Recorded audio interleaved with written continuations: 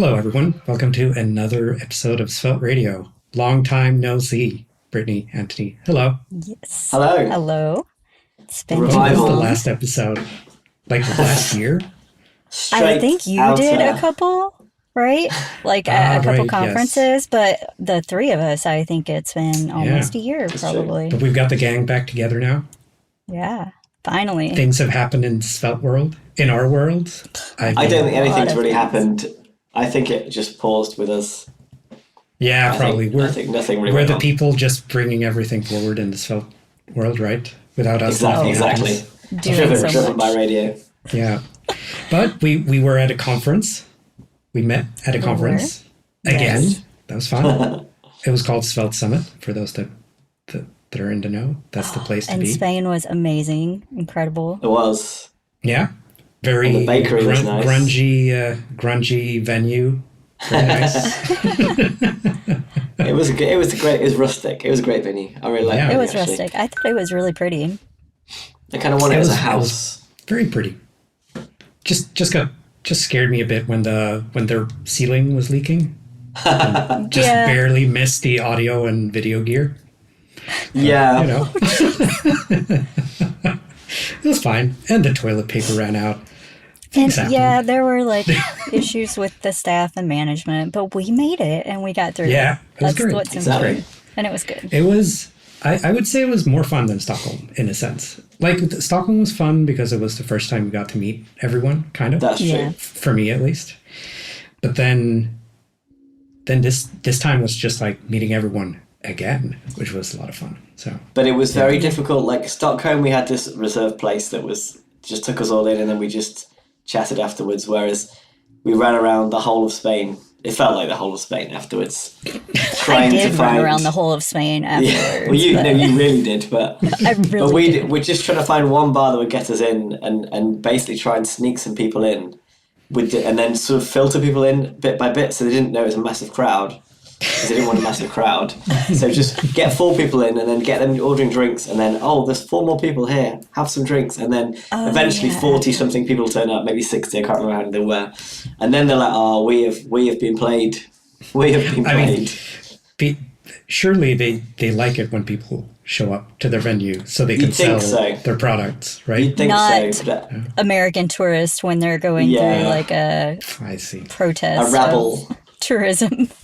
A rabble of Svelte people. Yeah. Yeah, we are very rowdy.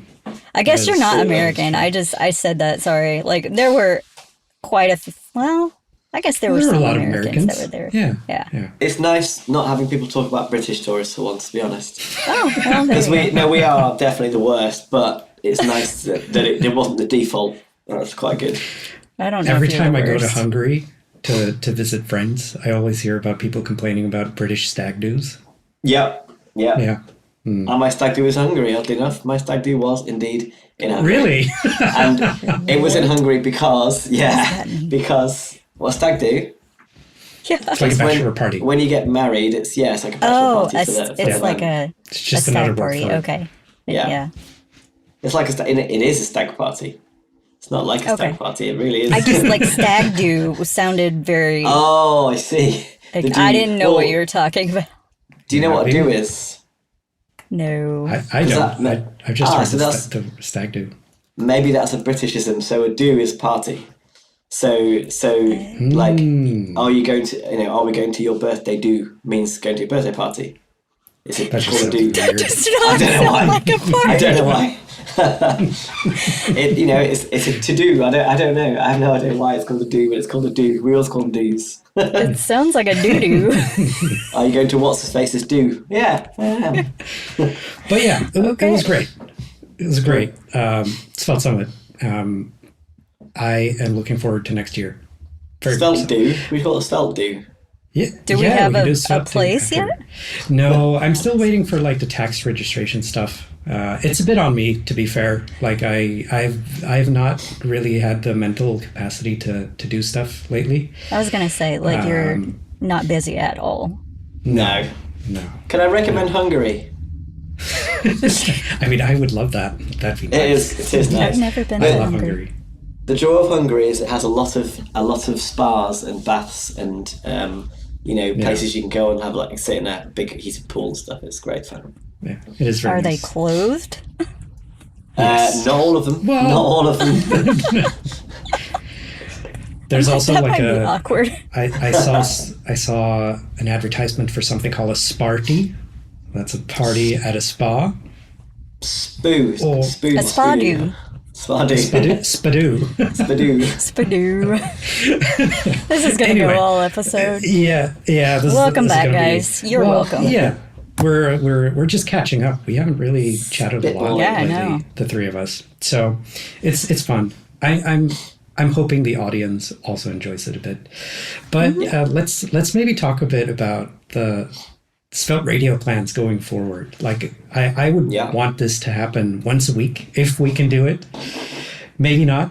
Maybe we will. Maybe we won't. But hopefully more frequent than the last year or so. This is the first Cat has told us of this, by the way. Just yes, we are finding out live. We're finding out now. I mean, to be fair, I did ask you like what time every week would kind of work for you. You dropped it in there. You dropped it. Yeah, and then we missed like 2 weeks of that because life is chaos. So yeah. I for those that don't know, I have a newborn. He's just over 5 weeks now. Wow. And it's a lot of work, mostly mentally for me. I mean, it's worse physically for my girlfriend probably because she has to do all the feeding and the stuff. But, so basically, I guess she's taking care of the baby. I'm taking care of her. Yeah, that makes sense. That is the role. Yep. That is the role. Right. For now, at least. Yeah. So yeah, I haven't touched any code for like a month. Because I've just been so tired. As you shouldn't, right? Like you take paternity leave. Right. True. Yeah, that is true. But I kind of like coding. Yeah. It's kind of fun. We all like coding, but there's priorities. The thing is, I mean, 5 weeks is a really hard bit. Like the first couple of months are just ridiculous, and I'm glad I don't have to go through that. I think another thing is it's our first, right? So yeah, I assume as you have more of them, you're kind of just like, it'll work out. I mean, you know what's going to happen. That doesn't make it better the second time. Well, in terms of like, you maybe you don't worry about everything all the time. Like for me, it was a struggle. Okay, all right. I mean, you do, but you prioritize your worrying. That's what happens. You worry about a smaller breadth of things, but you worry in more depth about those things. Antony, do you want to explain for the audience why you have tape on your head? Well, no one can see the tip of my head, but I had a piece of hair that's sticking We out. definitely can. You can. Well, we can, but the audience won't because we're not recording the video. Oh, I thought we were recording video, so... No. But I let the cat out of the bag. There was a piece of hair that's sticking out, and it's gone in now. See, it worked. See, editor can cut that out, I guess. Yeah, it did. It worked. Taking a screenshot did work. Taking a screenshot. It's gone. It's finished. The hair is back to mostly back to normal. Yes, so, I changed hairdresser as well. That's the reason for the hair sticking out, though. You have a regular hairdresser. I used to switch again. I used to. I actually do as well. But anyway, should we talk about Svelte? Oh, that's hurting. So for those that can't see, Brittney just got a piercing in the ear, I think. On the ear? Yeah, I got 2 ear piercings yesterday to match my 12-year-old daughter so we could clean them and hers will not get infected this time. I also have the same piercings on the other side, so it's called a conch and a helix piercing. And then I had headphones on them, and it hurt. Yeah, so now you're just wearing one headphone. Well, half of a headphone. Half of a headphone. Pair of headphones? Oh, it's still a pair. Right? How did you miss the tangents? So in terms of Svelte, what have you guys been up to? Are you working with Svelte? Are you Because I don't know. I am. I've actually been getting to use Svelte 5 for the first, well, not for the first time, but regularly for the first time. And it's been great. Brand new code base. Like, sounds like fun. It's golden. It's interesting that, yeah, you're just using Svelte 5, and in reality, I guess I too am just using Svelte 5 now. Because, you know, in the real world, you can't move as fast as the core team can, or the people with, like, hobby projects or side projects or whatever else they've got. So you end up stuck on a bit of an older... excuses. I know. Aren't you the CTO of your company? Yeah, this company has to make money. Priority. Yeah, I was going to say, you have users and you have to keep things flowing and working. And many what better way of using a fast, modern framework that can make the user experience better? You know, we have production apps. So half of our biggest app live is still using Sapper, and it's horrible. It's still fast. It's still fast. It works, you know. But the thing is, we also just started using Svelte 5 really because we hired Puru, which you may know. We hired Puru, and so I get him to do Svelte now rather than me actually. But the thing is, he's one of his main tasks really for us is to move all the stuff from Sapper into Svelte Kit. And then it was to upgrade from Svelte Kit and Svelte 4 to the latest Svelte Kit and Svelte 5. And it wasn't the world's smoothest journey, I'll be honest, but we're now on Svelte 5, we're in the latest Svelte Kit, but we still have a bunch of stuff in Sapper which we are migrating across.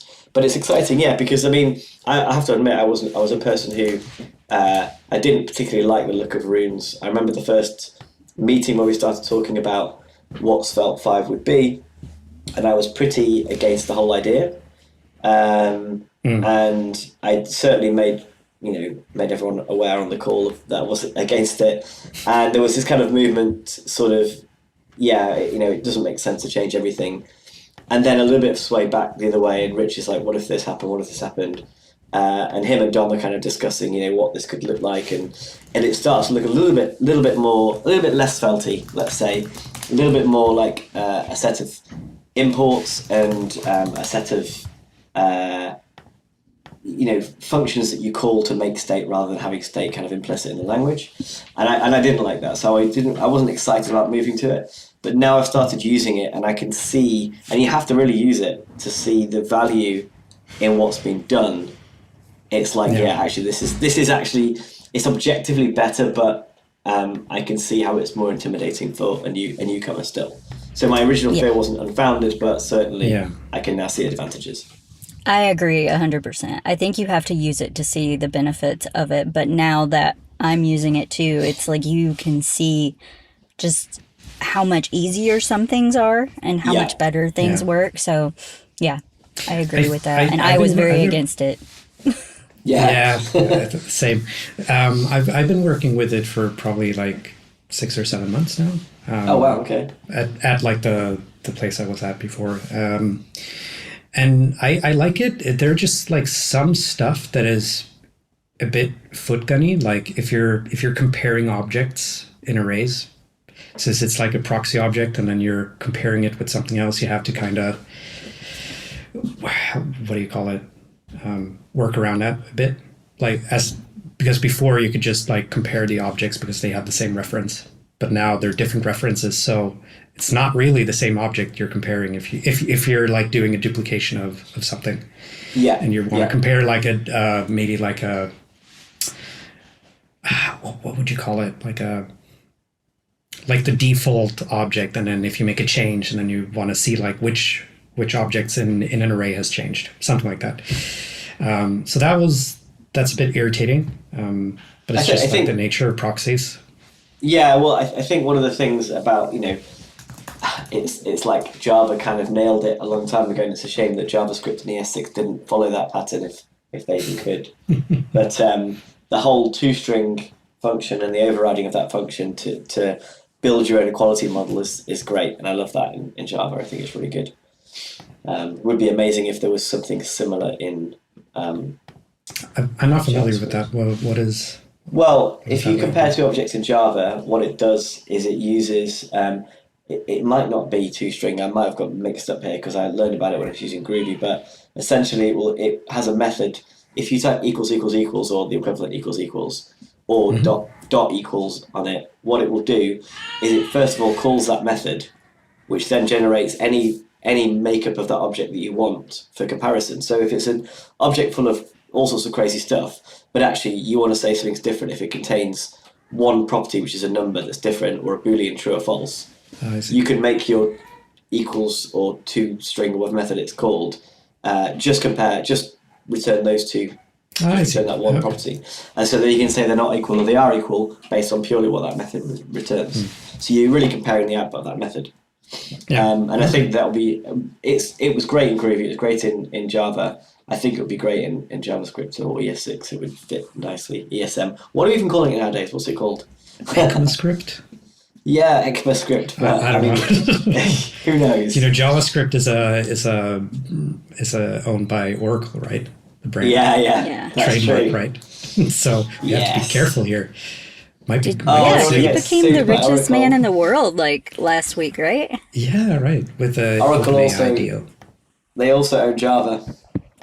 Right. And they owned the JVM, made it proprietary, but luckily people forked it and made an open JDK before that. So Oracle are slightly famous for doing this.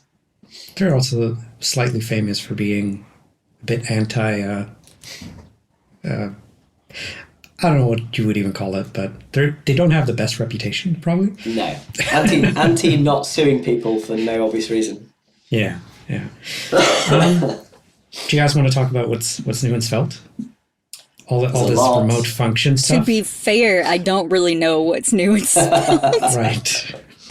And so isn't there a show called What's New in Svelte that we do every week? There is actually. There is a yes.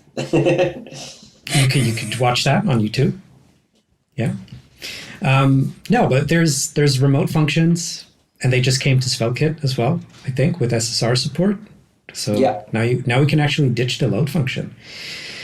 Okay. You can tell me about those because I don't know about this. Yeah. So, you haven't seen the remote function stuff? No. I haven't used them. I'm obviously aware of them, but I haven't used them. Yeah, I haven't had that much time to use them yet either. But I just watched the video that Simon did. I don't know if you've seen it. He basically I heard about that. He goes through some examples and shows you what you can do, and it looks really nice. It looks really, really nice, especially if you're working in a situation where you're in your load function where you're pulling in multiple things, and then you might just want to refresh one of them instead of running the whole load function. You would just fetch the specific data, if that makes sense. It's a lot more granular, and it's also more tied to your component rather than your page. So you can kind of reuse logic on different pages by just reusing the component instead of the load function. Yeah, I would highly recommend watching the video. It's live on our YouTube channel, Svelte Society. If you haven't seen it, been to the channel, you should go there and check it out. Especially the video, it's very good. But yeah, that's about the amount of knowledge I have about remote functions at the time. I know there's different ones. It's the query one where you fetch data. There's a command one where you you tell the server to do something, and then there's the form one as well, I think, and also a pre-render one, if I remember correctly. So you can fetch data and just pre-render it at build. Or fetch the data at build. Push it into that. Sounds really interesting. That's actually what I was going to say earlier, is that we have a fairly new code base that we started this year. And we started, I feel back in April, and I had to upgrade to get access to attachments. I wanted to use attachments, and then I'm we are not on the version that I can use that. And so it moves so fast. I can't keep up. I actually have to take a break soon just to do upgrades. We did a V upgrade last week, and I don't think that broke anything, but we'll see. Yeah. I definitely upgraded us to V-test from whatever else we were using in one of our repos. That definitely broke things. That was a mistake. I actually started doing all of my testing in Storybook. I know Hepe has done videos and worked with What's New in Svelte, I think he did one of those too. But Storybook has come a long way, and the testing in it uses V-Test under the hood, so I just write the story and everything just right together, and then you also have that visual piece, so you can see your test run, what step it's on, everything's just right there in your story. It's really cool. Nice. Yeah. Yeah, Storybook is, like, I think we talked about this at South Summit, but, like, I remember when Storybook just came out, and it's just like, honestly, and I know this. I think they know this, but the developer experience, complete trash, right? Yeah. Like, especially for Svelte, you would just run really into bad. issues everywhere. Yeah, exactly. Yeah, but even for like React in the beginning, it was not that. It was very heavy. It was very heavy as well. Yeah, and I think that that it was at the point where Rixo and Co. I think started writing their own Svench. There were like lots of different ones for a while. Like Scott Zielinski had one, and there was a Vite-based one. Yeah, Vite-book or something, and there were a few. Yeah, but now it's like it's all forgiven because now it's great. Now it's great. No, but seriously, they've made like really good progress, and it is really nice to use. Yeah, you just have to make sure that your team actually keeps using it, so it doesn't get out of sync with. It's just me and one other developer, and I do all the design system stuff. So like Storybook and all that stuff is done by me. So I'm the only one.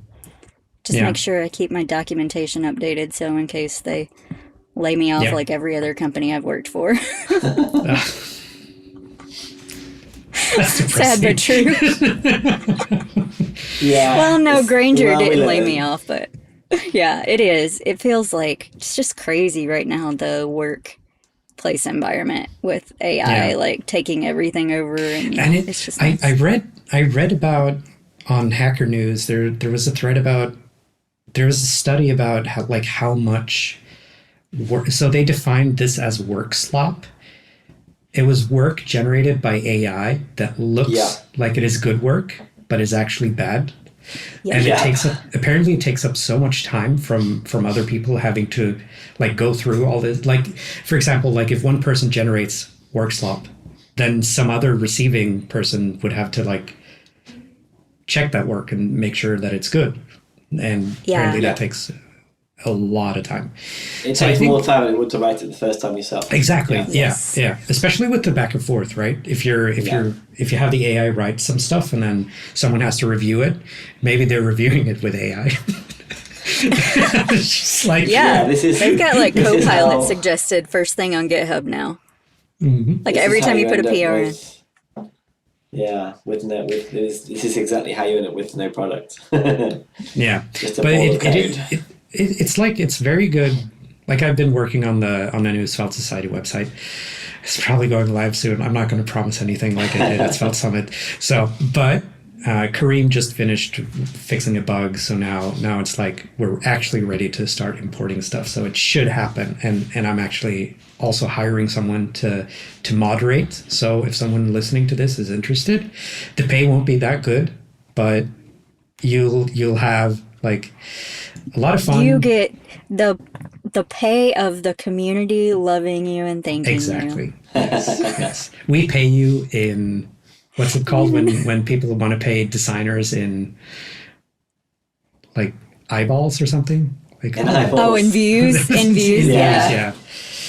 No, but there'll be like actual pay, but it just won't be like a developer pay, right? Because it's not a developer job. It's mostly admin work. Yeah. But what was I saying? Oh, right. Yeah, with the AI stuff. So I used a lot of Claude Code for the new website, and like it's very good at doing like the very, very boilerplatey stuff that I don't want to do myself, that it just repeats across multiple pages and stuff like that. I used it to generate like a pretty nice admin graphical user interface, so I don't have to like use Pocket Base or Firebase or something like that. And it works great. But that's like hidden away from the users, right? It's only like the admins and the editors and the moderators that would be using this GUI. So for that, it's fine. And it's fine if there are like a couple of bugs in there, because who cares? Well, yeah. I've only tried a couple. I tried ChatGPT, and it was absolutely awful at anything Svelte related. And Claude is the first one that I found that will consistently write Svelte code. It occasionally will do like a $! thing or something, and I'll just tell it and it will fix it. But what I found with Claude is that because it has that Claude.markdown file, it can you can put things in there about your work, how you work, whatever your system is that you use, and it will read through that at the beginning of your conversation, and it will remember, essentially. And then I've started with my Jira tickets. I've made a folder, and it makes its own context of markdown files for each ticket. So then I can be nice. If I need to pick back work up, I'm go refresh your context on this ticket, and it will. And then that's helpful for it to just keep where we're at, and then it can see your entire file system based on what you give it access to, and because of that, I think it does a better job than the other ones. Yeah, for sure. Also, I have the Mac subscription, and I think it's $100 a month, but I think it's worth it for the time that it saved me. But then I did a workout schedule this week, and it added calendar events to my event, put on the event the workout that I needed to do for every day, and factored in the time, factored in massage chair at the end. It's been working really well. I like it a lot. Yeah. I remember when AI got big a couple of years ago, I always wanted it to do stuff like that for me, figure my day out, schedule things when I have time, etc. But yeah, so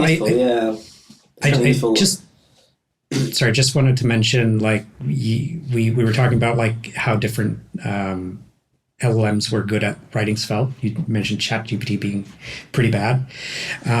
There's a project, an ongoing project internally. I'm not sure if it's public or not, so maybe I shouldn't talk about this. But there's a Svelte MCP being worked on that gives the LLM feedback on what it writes, and just makes it eventually write correct Svelte 5 code. So that's exciting.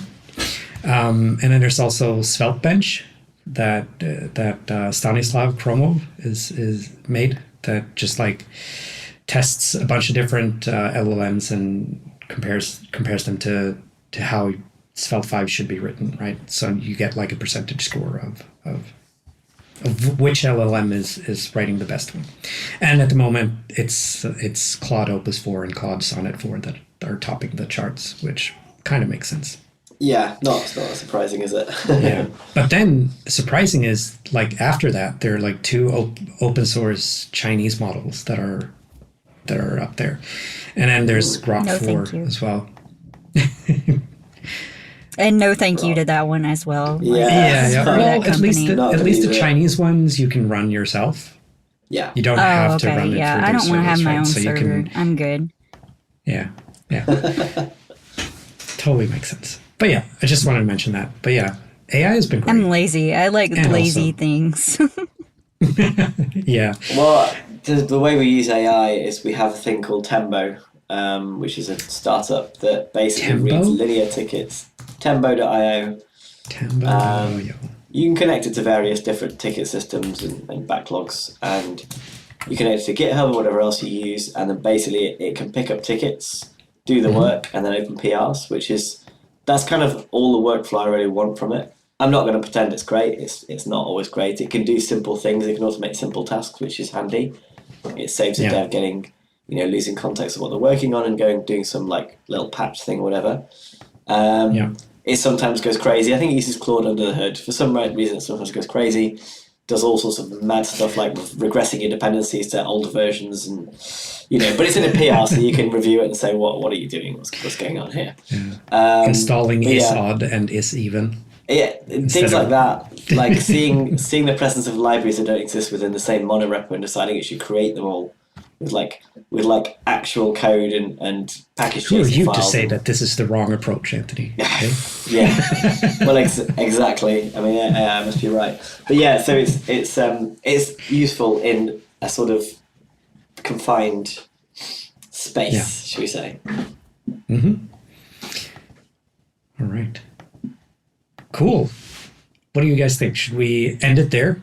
It's like a first episode teaser for everyone. And then I was thinking I would invite Simon for the next one. He That sounds like a good mentioned plan, that he would be interested in coming on and talking about remote functions, so we can explore that in detail, maybe. We can all learn. Yeah. Oh, of course, we can't forget our two last sections, right? Oh yes, don't forget that's two sections. What did we call them? Hot takes? It was. Oh yeah, I don't know about that one. It was picks, and the other was hot takes. No, it wasn't hot takes. It was controversial opinions. Unpopular opinions. Unpopular right? opinions. That's it. Yeah. Wow, it's been a while. I almost wrote hot unpopular opinions. That's not the one. I was going to write hot potatoes. Hot That's potatoes. another one. Yeah. Unpopular opinions. Okay. Opinions. All right. I'll go first. You don't have to have one. I'm gonna lean in on the Workslop thing. AI is not the end all be all of the world, I would say. Sean would probably disagree. I assume he's not here to defend himself, so I'm not going to say anything. Say what he would say, but yeah, it's good for some stuff. But I also think like the Workslop thing, that is probably a very real thing, and it wastes probably a lot of time. So once we figure that out, maybe it's going to be better. But it all depends on the prompts, right? The people that are asking the AI to do stuff. That's you need to improve on that part as well. So I agree, and I don't know if that's a controversial opinion unless you're like the CEO of a company who's just trying to save money with workers. But I mean, I don't know. Yeah. I don't have a controversial opinion. Go ahead, Antony. I know you always have one. So I often have one. I didn't really think of one for this one. I have plenty of them, but I mean, I think Kev's taken the best one there because that is very pertinent right now. Very much. That's why you go first. Yeah, it is. Wheelhouse. Yeah. Controversial opinion. Oh, I think the controversial opinion I have is related really to politics instead. Oh no! What it is? Oh no! I know. Well, it's controversial in a good way, right? The fact is that when you have two equally bad governments, the only way that you can get the government that you want to win or the party that you want to win is by is basically finding common ground and competing on that. Because if you try to beat them by taking the issue that they're championing and they're better at it than you are, you're going to lose to them with their own argument. So therefore you have to find common ground and then use that common ground to differentiate, to brand your political party and to win. And it's very much taken from my pick, actually, which I could go to my pick from this, actually. Go for it. So my pick is a guy called, and it's really better if you're British, but if you're in any way interested in economics or politics or anything like that at all, trading, you name it, there's a guy called Gary's Economics on YouTube, and he is very, very smart. So he was the youngest, one of the best traders in the world, and also one of the youngest traders in the world, working for all the big banks, and now he advises banks. But he also does YouTube and basically talks about how actually everything in politics is not based on anything about discrimination, race, whatever else. It's all based on inequality, and it's the inequality divide between the rich and the poor, which drives all sorts of resentment within inside a population, and then drives them to vote and to think in a specific way. It's all to do with actually inequality, the poor getting poorer and the rich taking everything from the poor. So it's worth a watch. It's very interesting, and he speaks about it in a way that is very much like down to earth. It's not, lots of complex terms. He's laying it out for you as a layman or layperson would receive that information. Sounds interesting. I guess. So how would I? Sorry, 1 second. You can go ahead. What would I call your unpopular opinion, Antony? Find common ground. My unpopular opinion is that you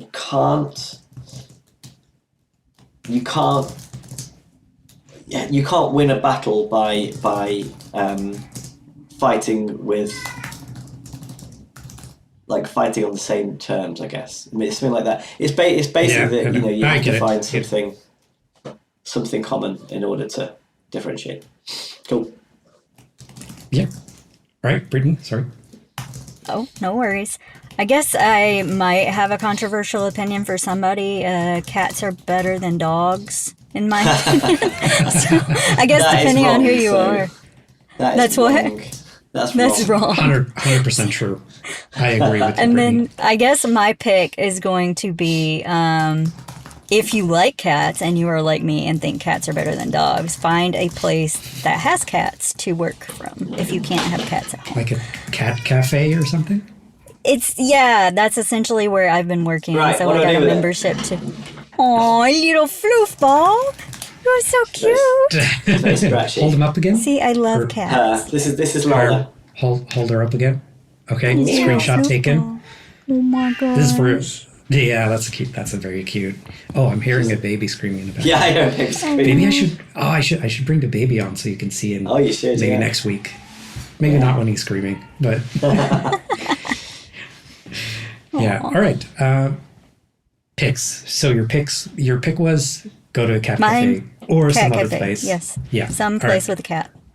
And Antony's have this Scaries cat. Economics. I have a TV show, Slow Horses. Oh, I love it. Very, Yeah. very good show. First Love it. episode of the new season comes out today, which is the What's it on? 24th. Apple TV Plus. Okay.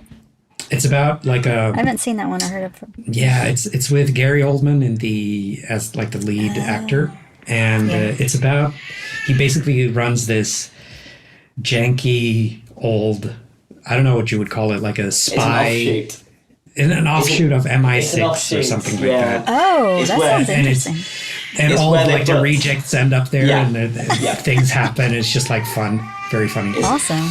It's where you go and they can't really fire you, but they basically fire you. Yeah. Oh, nice. I would enjoy that. We've been watching you should Star definitely watch Trek. it. Star Trek. There's a new one, or are you rewatching an old? Well, the one that was out a couple years ago, I think. It's, I don't even remember what it was called, but it's the prequel to the original. Oh, there's a prequel to. To be honest, I am not a Star Trek Yeah. So, fan. I don't know. a like, lot Captain about Star Kirk Trek. is on a different ship, and, all I the see. people kind of get introduced, So, An old It's like, oh. IRC friend recently met Captain Janeway. Who's He's that? got some photos with her in That's someplace in from- New York. Next Gen, right? Which is the one with the Ewoks? Where are the Ewoks from? Which Star Trek are they? That's Star okay, Wars, isn't it? Oh yeah, same thing, yeah. No, but this is Star Trek, Antony. This is Star Trek. Same thing. That's also very, very Just insulting different. to Star Wars fans like myself. Different seasons. Star Trek the same as Star Wars. Oh my Get out. god. Star Wars: The Next Generation. And on that note, that's it for this week. That's it. Yeah, thank you all for listening. I hope you guys enjoyed this as much as I did. It was a lot of fun talking to you guys again, and I hope we will make this an actual recurring thing. And now Antony is showing a mug that says "Go away, I'm coding." Go away. I'm kidding. That's a very old meme, by the way. That I know. that picture. Classic. Classic. But yeah, all right. Goodbye, everyone, and we will talk to you next week. Bye See you next bye. week.